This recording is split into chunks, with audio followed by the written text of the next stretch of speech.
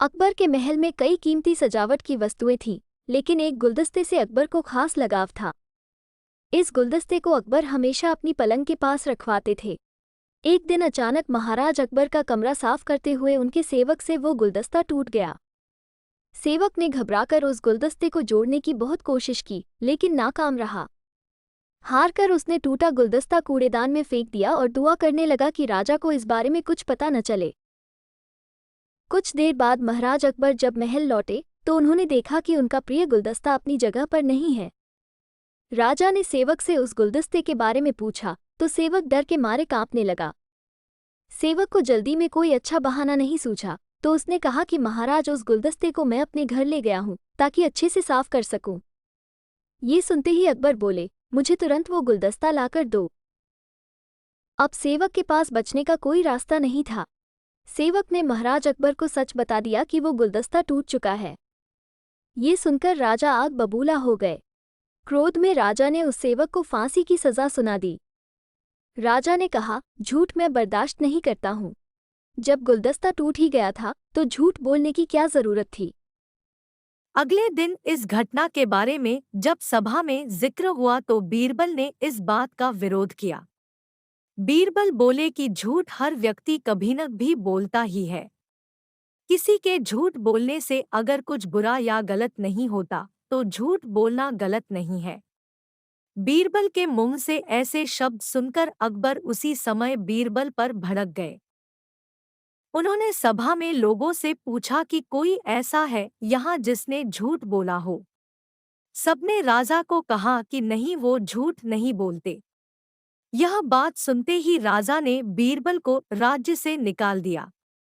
राज दरबार से निकलने के बाद बीरबल ने ठान ली कि वो इस बात को साबित करके रहेंगे कि हर व्यक्ति अपने जीवन में कभी न भी झूठ बोलता है। बीरबल के दिमाग में एक तरकीब आई, जिसके बाद बीरबल सीधे सुनार के पास गए। उन्होंने जौहरी से सोने की गेहूं जैसी दिखने वाली बाली बनवाई और उसे लेकर महाराज अकबर की सभा में पहुंच गए।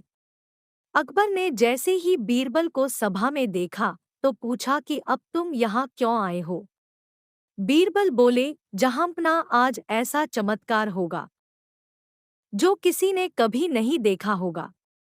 बस आपको मेरी पूरी बात सुननी होगी। राजा अकबर और सभी सभापतियों की जिज्ञासा बढ़ गई और राजा ने बीरबल को अपनी बात कहने की अनुमति दे दी।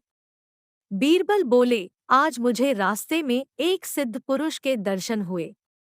उन्होंने मुझे यह सोने से बनी गेहूं की बाली दी है और कहा कि इसे जिस भी खेत में लगाओगे वहां सोने की फसल उगेगी। अब इसे लगाने के लिए मुझे आपके राज्य में थोड़ी सी जमीन चाहिए। राजा ने कहा, यह तो बहुत अच्छी बात है, चलो हम तुम्हें जमीन दिला देते हैं। अब बीरबल कहने लगे कि मैं चाहता हूं कि पूरा राज दरबार यह चमत्कार देखे। बीरबल की बात मानते हुए पूरा राज दरबार खेत की ओर चल पड़ा। खेत में पहुंचकर बीरबल ने कहा कि इस सोने से बनी गेहूं की बाली से फसल तभी उगेगी जब इसे ऐसा व्यक्ति लगाए जिसने जीवन में कभी झूठ न बोला हो। बीरबल की बात सुनकर सभी राजदरबारी खामोश हो गए और कोई भी गेहूं की बाली लगाने के लिए तैयार नहीं हुआ। राजा अकबर बोले कि क्या राजदरबार में कोई ऐसा व्यक्ति नहीं है जिसने अपने जीवन में कभी झूठ न बोला हो। सभी खामोश थे। बीरबल बोले, जहांपनाह, अब आप ही इस बाली को खेत में रोप दीजिए। बीरबल की बात सुनकर महाराज का सिर झुक गया। उन्होंने कहा, बचपन में मैंने भी कई झूठ बोले हैं, तो मैं इसे कैसे लगा सकता हूँ। इतना कहते ही बादशाह अकबर को यह बात समझ आ गई कि बीरबल सही कह रहे थे कि इस दुनिया में कभी न भी सभी झूठ बोलते हैं। इस बात का एहसास होते ही अकबर उस सेवक की फांसी की सजा को रोक देते हैं। कहानी से सीख, बिना सोचे समझे किसी को बड़ा दंड नहीं देना चाहिए। हर काम को सोच विचार कर ही किया जाना चाहिए, क्योंकि कुछ परिस्थितियां ऐसी होती है कि लोग झूठ बोल देते हैं।